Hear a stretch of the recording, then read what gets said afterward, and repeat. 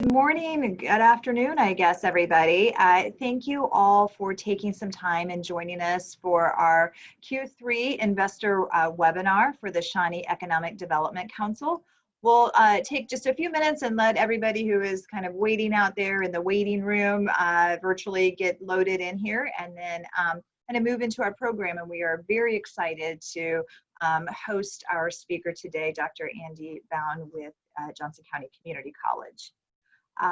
But first, before we get into our presentation for the morning, I do want to just acknowledge and thank our sponsors for the year, Complete Construction Service, the City of Shawnee, GBA, and of course Johnson County Community College. Their continued support at the leadership level throughout the year really helps us continue our programming and put together not only the events that we're working on with our investors, but also that outreach that we continue to do to all of the site consultants through our teams with the Department of Commerce and with KCADC. So thank you all so much for your continued support in the economic growth of the city of Shawnee.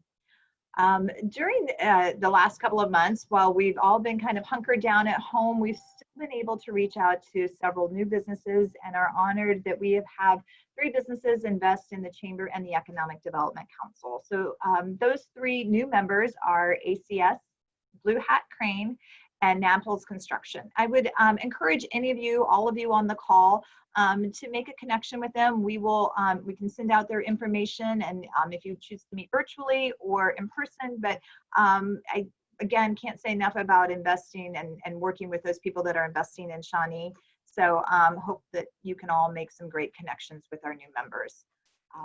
And with that, I am going to turn it over to Carol Lehman, who is our EDC Advisory Committee Chair for 2020. She is also the business liaison for Johnson County Community College. And so she will be introducing our speaker for this afternoon. Thanks so much. Carol? Thanks, Ann. On behalf of our EDC members and chamber members, I want to thank Ann and her staff, because during this difficult time, they have kept us all connected, and they continue promoting the businesses of Shawnee EDC and chamber, and we absolutely, all of us, appreciate it. Ann and staff, thank you so much. It is my pleasure to be able to introduce Dr. Andy Bowne. He has served for almost 17 years in senior leadership positions at Grand Rapids Community College in Michigan and at Ivy Tech in Indiana. At Ivy Tech, he served as a regional chancellor and guided leadership teams on 18 different campuses. So this should be like no big deal to you, right, Dr. Bowne? At Grand Rapids Community College, he worked with fundraising and non-credit training. He also has 12 years of adjunct faculty teaching experience at the undergraduate and the graduate levels. He earned his Doctor of Education degree from Western Michigan University, where he also earned his master's and bachelor's degrees. A long time ago, Dr. Bowne learned that he loved working with the students, and he loved engaging with students, whether sharing a meal or attending performances, the athletic events, or participating in student leadership development programs.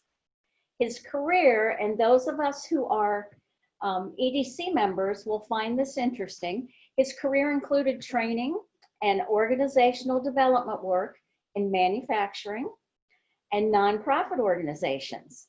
He has blended his love of people development together with his desire to see communities and regions prosper while serving in the economic development arena.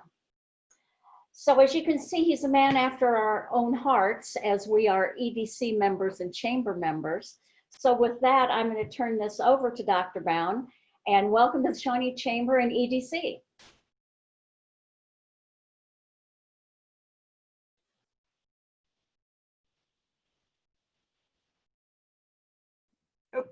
Dr. Bowne, you are still on mute.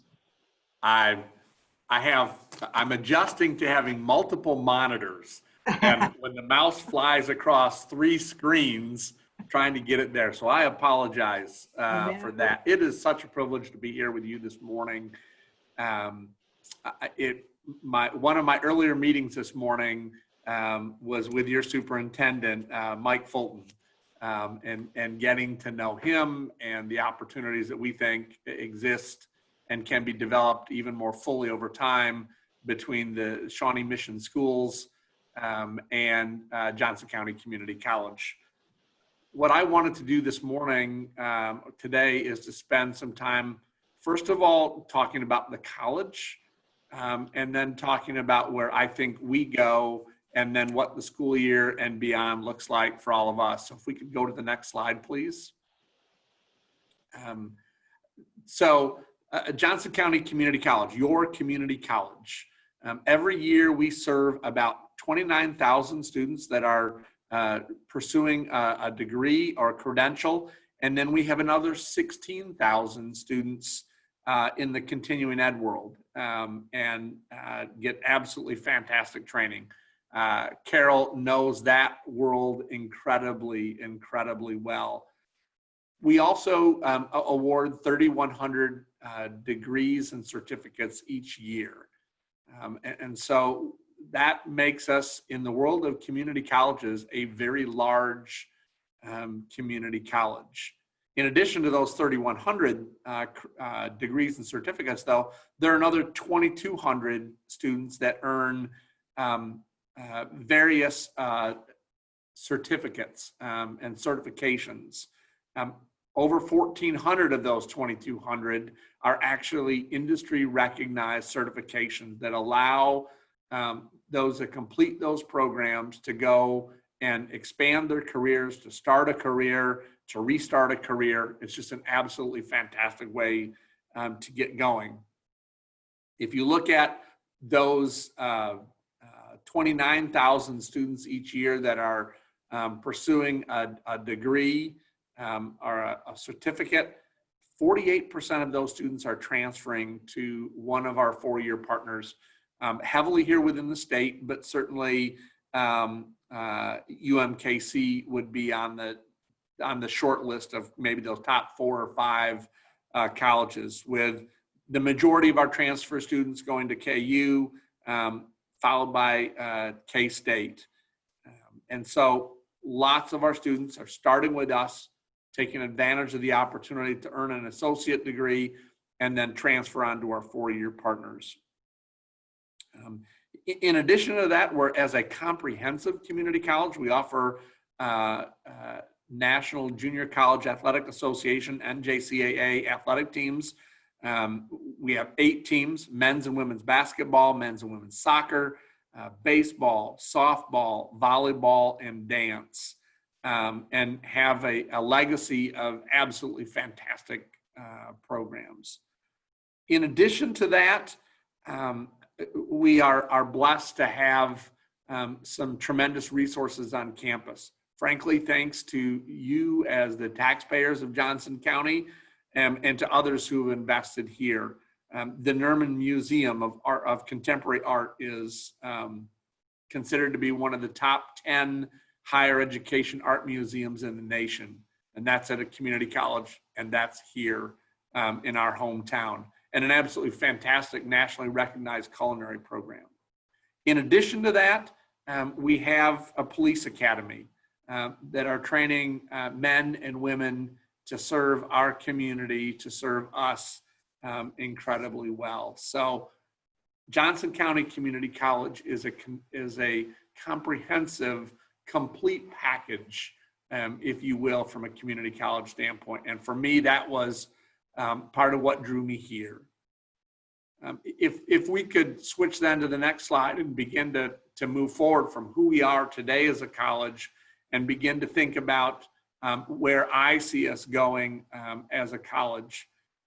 As you may have seen, we put together and broadly communicated a 90-day plan of how are we going to get me up to speed so that we can lead well together, and where are we going as we move forward and think about our mission, our vision, and our values. We have such a tremendous opportunity to be a successful start for all students. And so being a diverse community college, student population, our faculty and staff, and living out how we do that together in higher ed speak and shared governance. I think we'd all describe that as leading a team effectively, where folks have a chance to participate and help guide the institution forward. We're a fantastic college. We can be a national leader as a college and really driving at equitable outcomes for students. So every student that comes to Johnson County Community College, we'd hope that if you walk in the front door and say, this is where I want to go to school, that every student has an equal opportunity of, at the end of their program, walking across the stage and at the end of the day, flipping their tassel and graduating. We want to be a key partner and to build on the partnerships that we have now in the community, to be a good economic development, business development, and community development partner. And then maintaining our commitment to being a comprehensive community college. So if we go on to the next slide then, my focus in this time, but frankly, this is how I lead. And so while we're talking about the first 90 days, it really lays out the plan for what we look like as a college and how I serve the college and serve you moving forward. It really today and now and will always be about listening to you well, to make sure that we understand as a college the needs that you have as employers and that you have and we have together as a community to ensure that we have the workforce that we need, not only to meet today's demand, but demand over time in the years to come. If we go then to the next page, it's really about laying out the plan. And for me, I had a huge advantage that most people don't have. The decision was made in March to have the opportunity to join you in July. And so I had the better part of 3 months to really begin thinking about and begin engaging internally within the college and making sure that I didn't overreach as the future president on Dr. Sopcich's tremendous leadership. And so it was getting to know the college, and that allowed me to hit the ground running now much more effectively. In our plans to move forward and really think about meeting people, meeting the organizations that make up Johnson County, we have a list of 180 plus names of people that we need to get me connected with over time so that I'm listening well to you and that we're engaging you well as a college moving forward. This year will be about developing a strategic plan. Dr. Sopcich and the team fulfilled the plan that was in place and purposely left a space for us to begin the strategic planning process this year. That's heavily an internal process, but my style is we want to engage you in the community and helping us think together about what is your community college and how do we best serve you as a college. And so lots of work going on, and yet in these crazy times of maneuvering through a global pandemic and responding to COVID-19 and the implications it has for us as a community and for us as a college is really important. So I wanted to spend a couple minutes just talking about what are we going to look like moving forward. So next slide, please. The reality is we're doing everything you're doing, right? When you think about it from a business or organizational standpoint, we're taking the same steps that you are, maneuvering through county expectations, state expectations, CDC expectations, and balancing all that. And so we are really pleased with the team that's been leading this effort across the college. And frankly, I think are well positioned to provide as safe a possible environment as possible for our faculty and staff to teach and our students to learn and to engage you in community. So if we go to the next slide, please. So our priority has been for the summer month, and specifically to talk about July. Our priority has been at everything we had to do to allow us to finish the teach out of spring courses. What I mean by that is that the courses that were offered in the spring semester that had lab components that couldn't be completed virtually, since we went virtual back in March.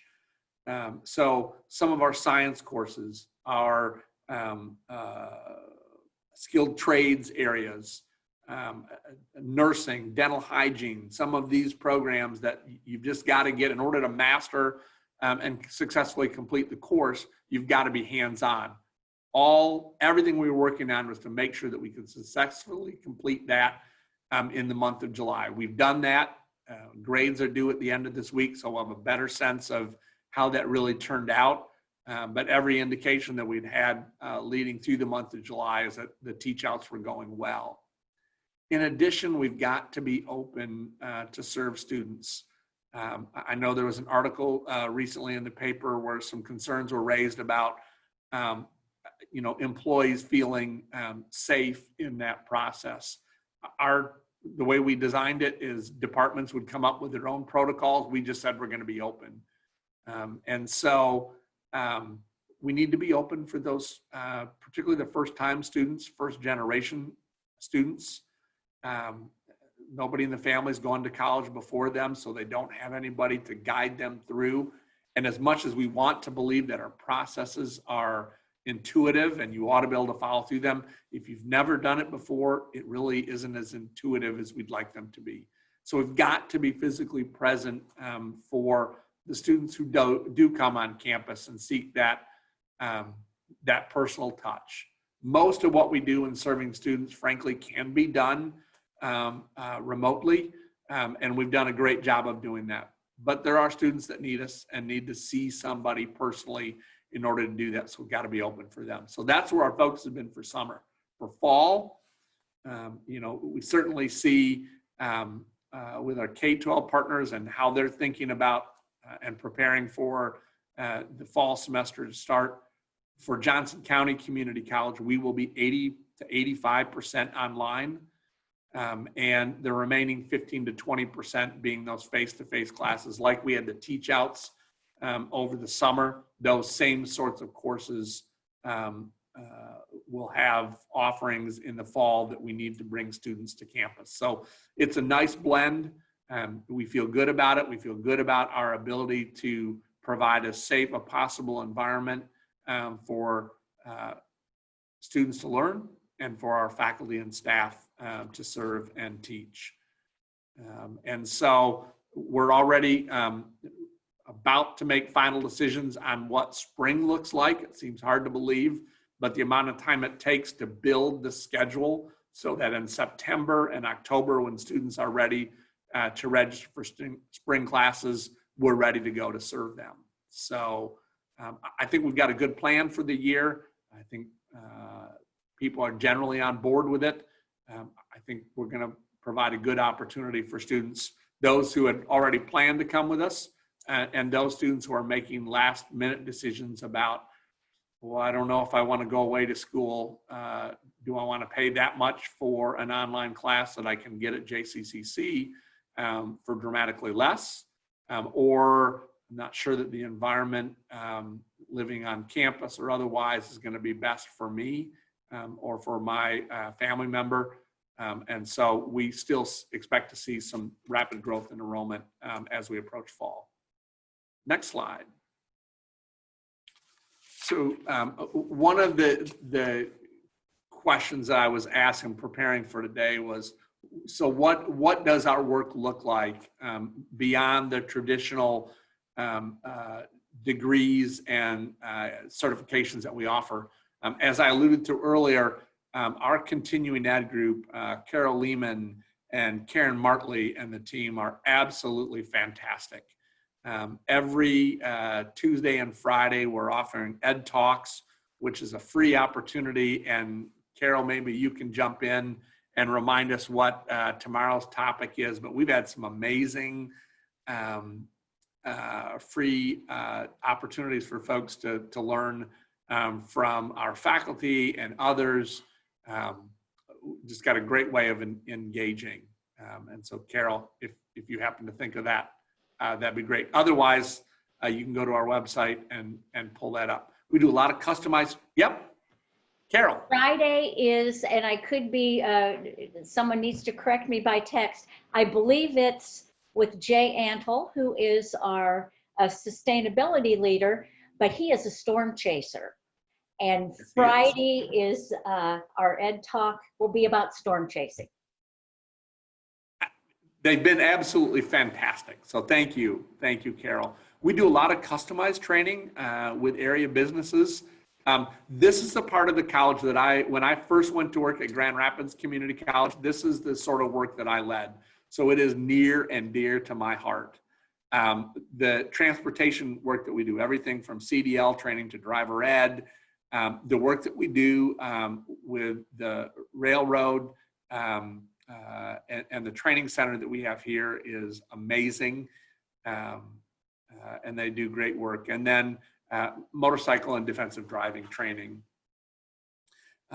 We continue at this point to be heavily face-to-face, although I know Karen and Carol and team have been working hard to transition much of what we offer into the virtual world. And so you can see here that there's a significant amount of virtual training that we do. And then our testing center is a great place now to document the great skills that have been developed. Next slide. Not every community college, frankly, few community colleges also host a small business development center. And that is another way that we partner with you as community in helping to grow business. And if you just look at the statistics here, the return on investment, if I remember correctly, Carol, from a presentation earlier this week, for every dollar that's spent through the SBDC, I think it returns like $97 or $98 return on investment. And so it's absolutely fantastic, the work that they do, and really excited about that. So, you know, I think, so maybe now, Andy, me personally, and my commitment to this work. It's been mentioned a couple different times that this is a part of my background, certainly on the educational side, but I also worked in West Michigan in a chamber economic development organization, and for a couple of years led the organization. And so economic development is a key part of who I am, and Johnson County Community College will continue to be a partner in economic development. Firm belief in the work that we do around business attraction, retention, and expansion. And I know that Karen and Carol and others, when we have visits from potential businesses that are looking to locate here, or businesses that are looking to expand and want to know what the college can offer to help them do that, we will be there with you in those efforts. So with that, I'm going to try and be quiet and let you ask questions. What questions do you have? And how do you want to do this?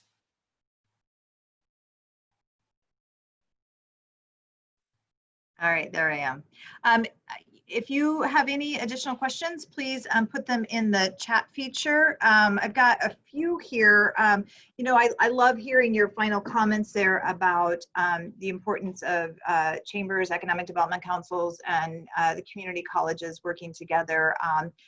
Right before we kind of went live with our webinar, I was sharing with Andy that we were just in the infant stages of creating an alliance between the community college, the Shawnee Economic Development Council, Workforce Partnership, and Kansas Manufacturing Network to better support, to better understand what our needs are in the industrial businesses in our community, and then start to build out a framework of support of those needs, and then additionally create as a part of that overall role, create a way to inform students, teachers, guidance counselors better about opportunities, career opportunities in the technology manufacturing world. So that's something that I think, you know, with COVID, we kind of stepped back and we're redirected on a lot of different fronts, but I think we will start moving forward with that again at the throughout the rest of the year. So definitely look forward to that kind of partnership with Johnson County Community College. Carol is a part of that.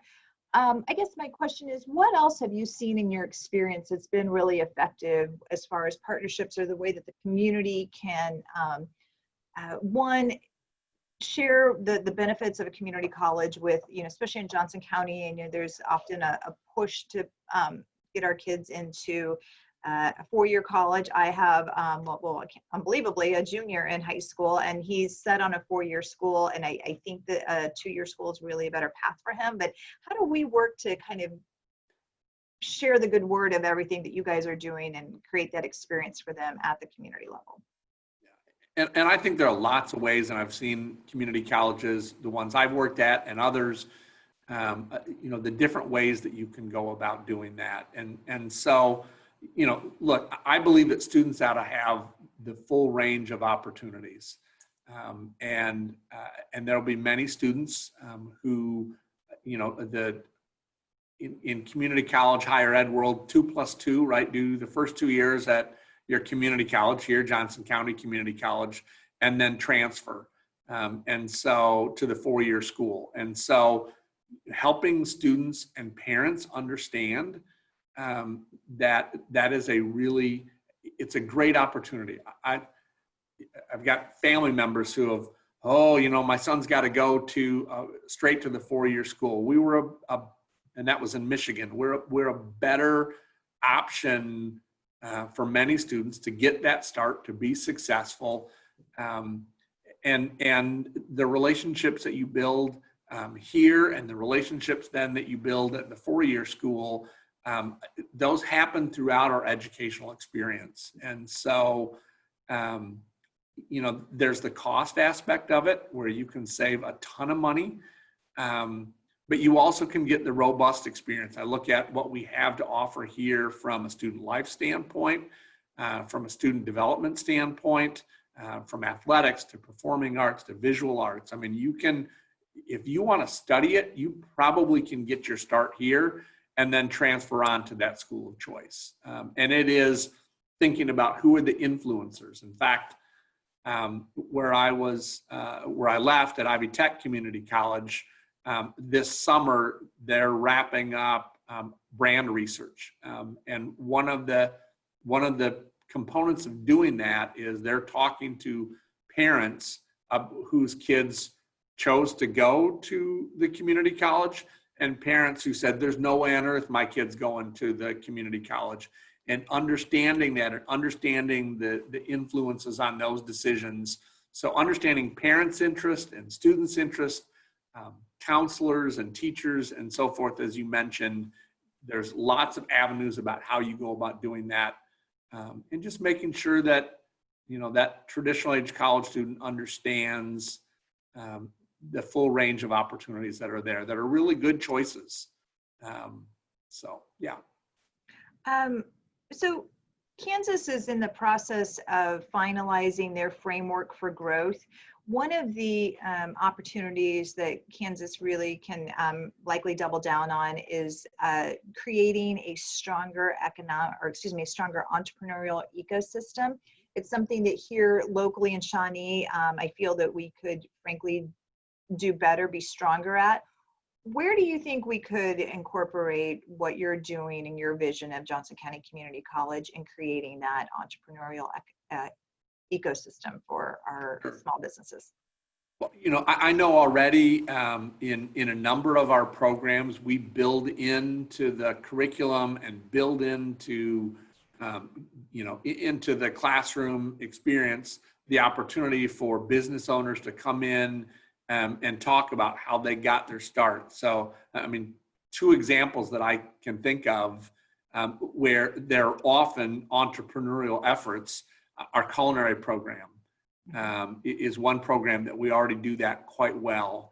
And then our cosmetology programs, right? These are folks that are going to probably go out and maybe become part of another organization, but it may be that I rent space at the salon, or I start out working in a restaurant or with a caterer, and I figure out I've got an idea of a product or a service that we could provide, that I could provide as a graduate. How do we build those in? So I think the opportunity is for us to find ways to bring, businesses into business owners, business leaders into the classroom to help do that.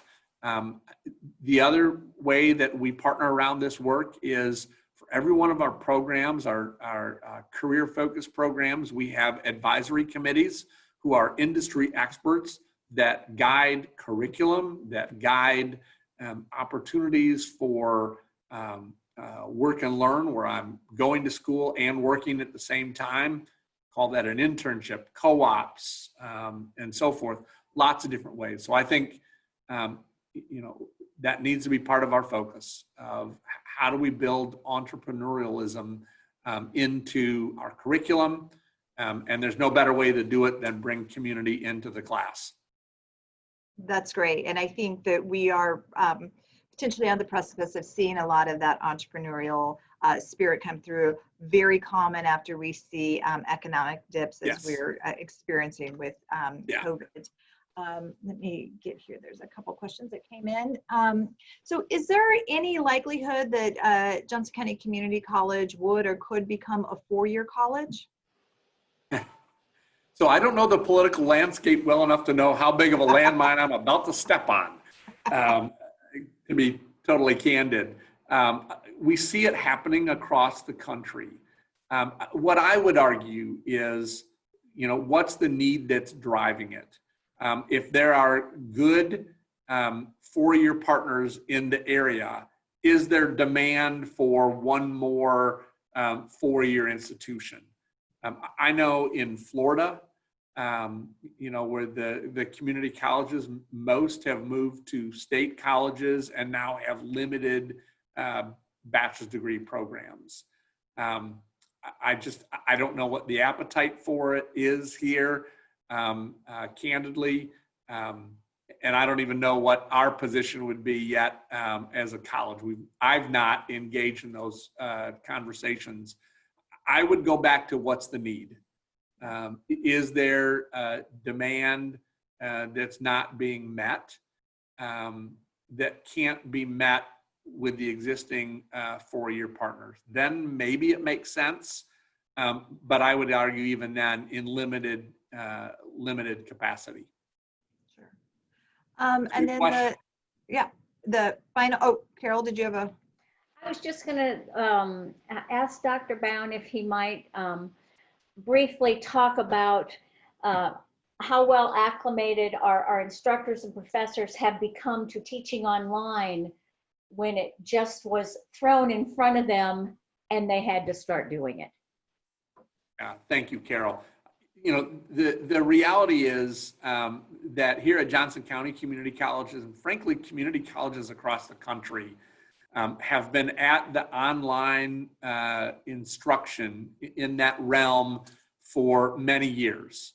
And so we were actually pretty well positioned to make that transition with a combination of internal experts within our team in teaching online and being able to coach and guide kind of as a peer mentor to guide our faculty to do that work well.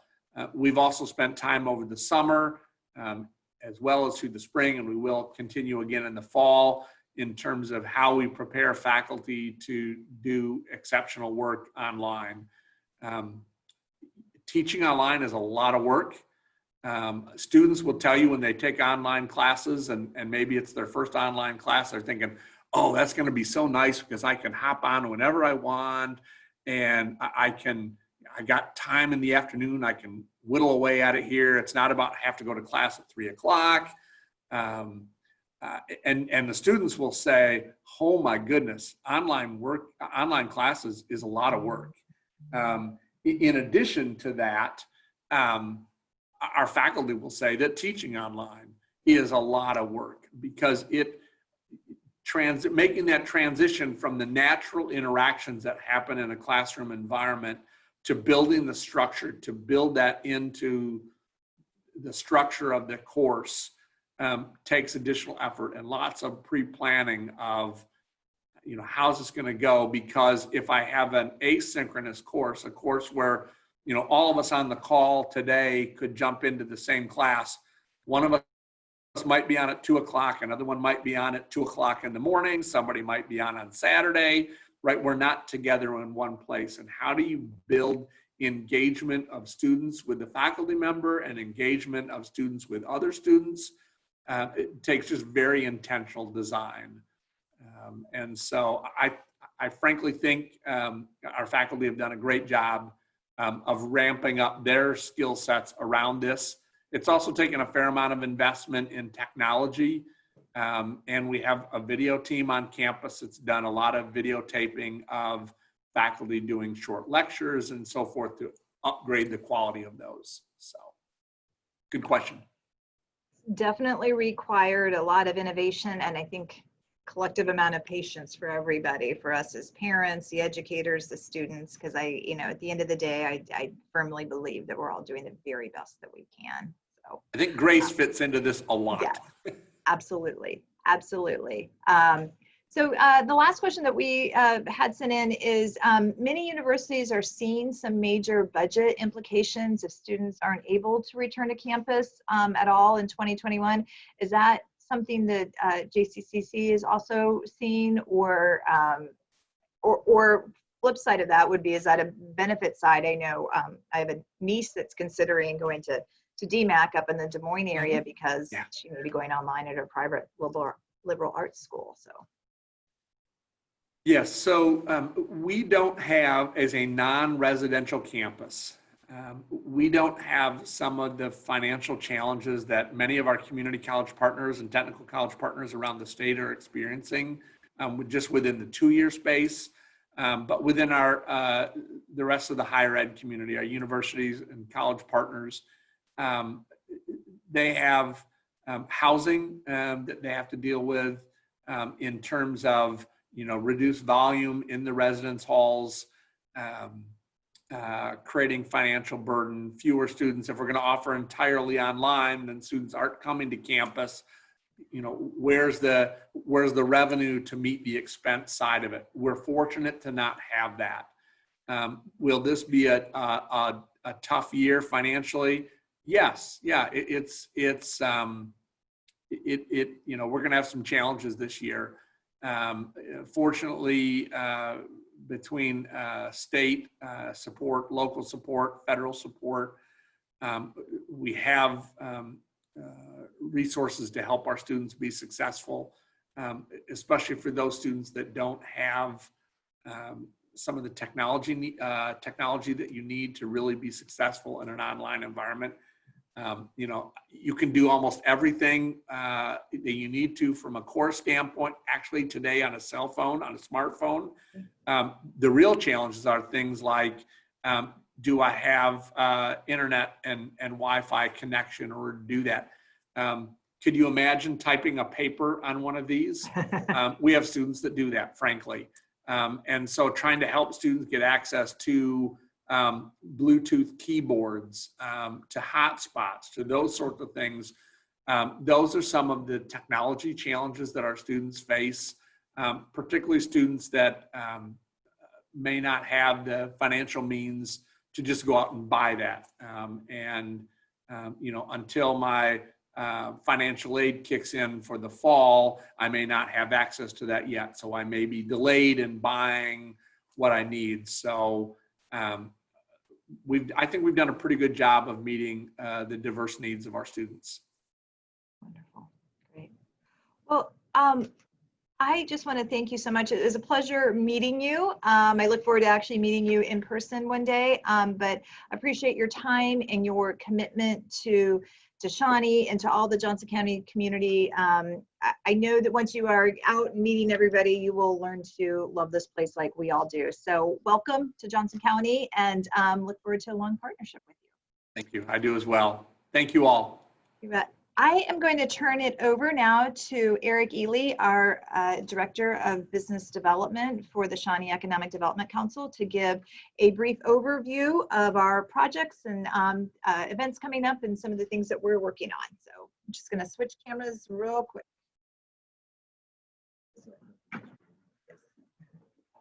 Turn on the camera. Okay. Hey, everybody. Andy, great job. And I love the energy that you're going to bring to Johnson County Community College. They've been a great asset for a lot of the meetings that Ann and I have with potential businesses that are going to come into our town. And we talk about you guys a lot, and we're really excited to have your energy. So welcome and great presentation. Thank you. I think what we'll do is we'll go ahead and we'll work our way over to, I'm not sure, Dustin, are you still on? There we go. We're going to go ahead and do our project dashboard. We've got a lot of great projects in the pipeline. Right now, you can see that we have $787 million in capital investment in the pipeline. That equates to about 5,495 jobs. And my viewers in the way, but 157 million of that is in the estimated payroll as well. Now, remember, a lot of these projects, we don't get a lot of the information. So there may be actual more capital investment and payroll, but we're excited to have that in the dashboard. But we'll go ahead and go to the next slide. We have a lot of great announcements to make also. Right now, you can see that the Project Homeland and Heartland Logistic Park, we had a great groundbreaking event. The governor was in town. That project is moving right along. And if any of you on the webinar right now showed up, it was great to have you there. Hopefully you had a chance to get your clothes dry cleaned, because it was kind of a dusty day. I know my shoes are still a little dusty. Amazon at Westlink is expanding. It's a great project. They're going to expand into 170,000 square feet. Guaranteed Foods, a longtime Shawnee company, has moved their headquarter office to Vista Drive on Shawnee Mission Parkway. There's a lot to read through here, so I won't just read everything, but Arvest Bank on Shawnee Mission Parkway. If you're on Shawnee Mission Parkway, you'll notice on Lucille that the property on the corner of Lucille and Shawnee Mission Parkway is being cleaned up, which is exciting to see. The bank is a smaller footprint bank, but it's definitely going to be an improvement along Shawnee Mission Parkway. Project Bloom Apartments, that's going to be on Neiman Road. That, along with the excitement of the Old Shawnee Pizza deck expansion coming out to Neiman Road, is going to create a lot of excitement for downtown Shawnee. Currently, you'll see under construction, Shear Products is still moving forward with their project. You'll see their building is erected right now and moving forward. Kenneth Estates Properties, if you drive through there, you'll notice a lot of the homes are already up and looking great. Haas and Brown, just down the street from our office at Shawnee Economic Development, they're moving right along as well. And so we'll go ahead and go to the next slide. Actually, before I go to this, I apologize. I wanted to kind of give you a sneak preview of some of our active projects as well. Right now, we've got Project Hake, which is going to be 300 new jobs. We're working on that. It is in the pipeline. It's a new project that came in. Project Maui is an attraction along Shawnee Mission Parkway. Hopefully, we'll get a really popular restaurant along the corridor. Project Blinker is an expansion project, hopefully looking to do a foreign trade zone as well as expansion, a payroll of $250,000, 10 new jobs. Let's see, let's find, I'm cherry picking here. We've got a lot. I wanted to save some time here. Project Raptor, manufacturing. They're looking for 700,000 square feet. CapEx is $100 million, 600 new jobs. Project Heart, which is new, 100,000 to 300,000 square feet manufacturing facility. And then Project Bounce is an expansion. We're hoping to expand this company in Shawnee to almost 80,000 square feet. CapEx is about 3.5 million. It would create 100 new jobs. And we can go to the next slide. I'm trying to be cognizant of the time we have here. Our upcoming events, our SIOR networking event, we're hoping, obviously with the COVID situation, we don't know what it will be, but we're planning on having the SIOR networking event at the Castle on Johnson Drive. That would be a great event. That would be Thursday, September 24th. The SEDC Business Awards, we're hoping to also either have that in person or via a Zoom. And that would be Thursday, October 22nd. We're hoping also to have the clay sporting tournament on Thursday, October 29th. We are trying to, last year we had about 100 individuals that participated in that. Great event. We're hoping to keep that going. Luckily, it's an outdoor event also. Trivia night, Friday, November 6th. We're trying to work that out as well, but we all know with the COVID situation, everything's up in the air. So we notated that on the slide here. And other than that, we've got one more on the next slide. We have the Over the Fence webinar that we're going to host with our neighbors up north of us with the COVID roundtable. That would be August 19th, 10:30 in the morning. Hopefully you can all join us with the KCK Chamber. And there's going to be a lot of good information that we'll get from our partners, the University of Kansas Health System. So we really appreciate it. And do you want me to close it out? Everybody, thanks for being here. I think I'm excited about the Johnson County Community College, and it sounds to me like we've got new energy with Andy and his team. So thank you for being here, and really would love to see you guys in person, but we'll just keep on doing it this way. Thank you.